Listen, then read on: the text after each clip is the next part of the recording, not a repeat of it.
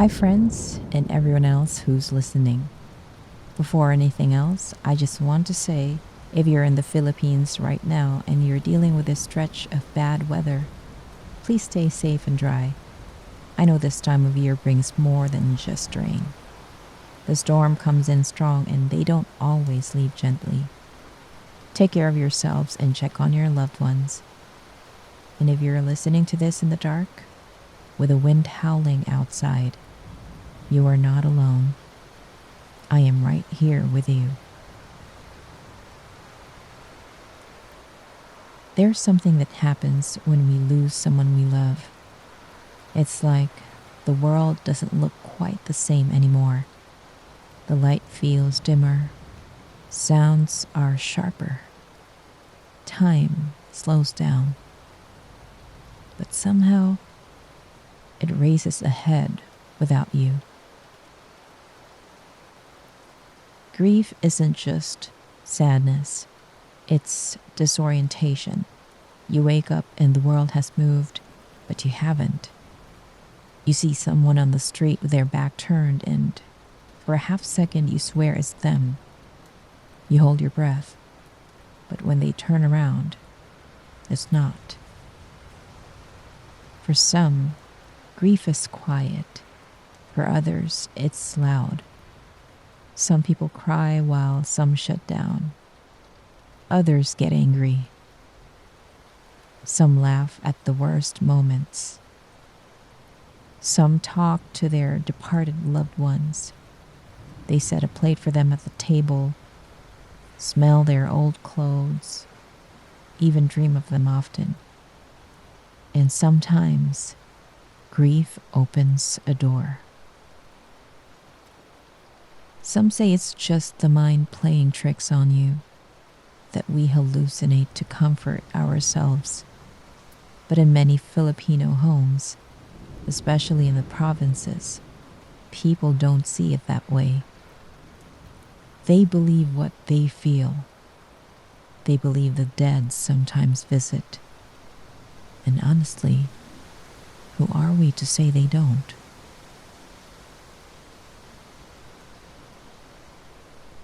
The visitor from the mangroves.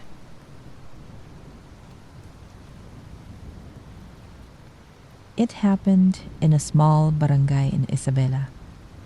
There lived an old woman named Aling Rosa. Her only son, Emil, was a fisherman. A good boy who's always quiet and never left her side for long. One stormy night, he went out to sea and didn't return. The next day, they found his boat, broken and splintered near the mangroves. But there was no body, just Emil's slippers stuck in the mud. Aling Rosa refused to believe he was gone. So she waited. Each night, she lit a candle by the window and whispered prayers to the wind. And on the seventh night, something changed. She heard the front gate creak. There are heavy footsteps on gravel. Then, a cuff. Not just any cuff, his cuff. She rushed to the window, but there was no one there. Then, she opened the door. Still nothing. But inside, on the floor, there were wet footprints. And beside the candle, a piece of half-eaten dilis. It was Emil's favorite. On the next night, she cooked his favorite adobo.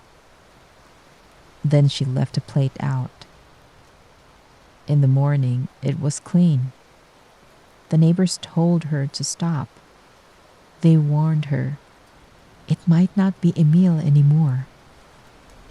But she insisted. Anak ko yun. He's my son. He's just hungry. By the ninth night, people heard her talking, scolding, laughing, like he was really there.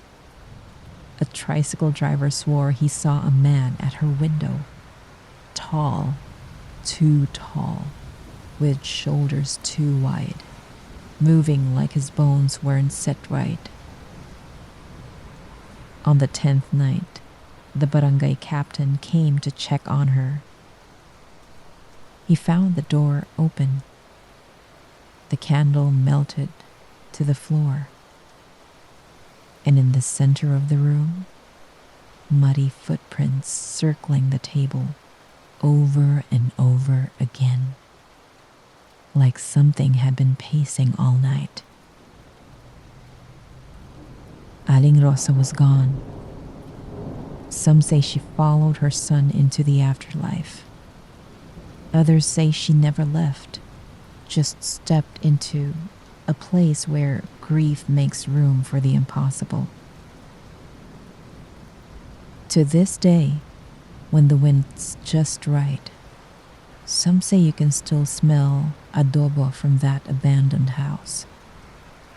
And if you listen closely, you'll hear her voice talking to someone only she could see.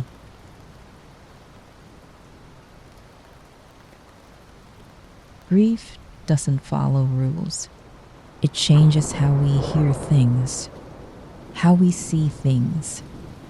Sometimes it brings us comfort, sometimes confusion, and sometimes it feels like we're haunted. But whether you believe these are tricks of the mind or real visits from the beyond, one thing remains true. Love doesn't just stop, and maybe, just maybe, neither do the ones we've lost. If you're grieving right now, this space is for you. Whether you light candles, tell stories, or just sit quietly with your feelings, you're allowed to feel whatever it is you're feeling. There's no right way to mourn. Just know this: you are not alone in the dark. Thank you for spending time with me tonight. If this story meant something to you or reminded you of someone you love, take a moment to remember them.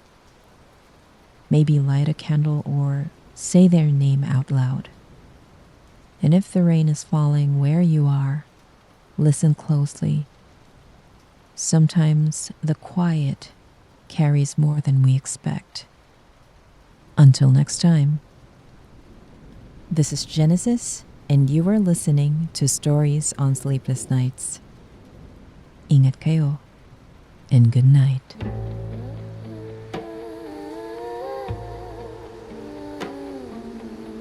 Stories on Sleepless Nights is an independent podcast produced by me, Genesis Domingo.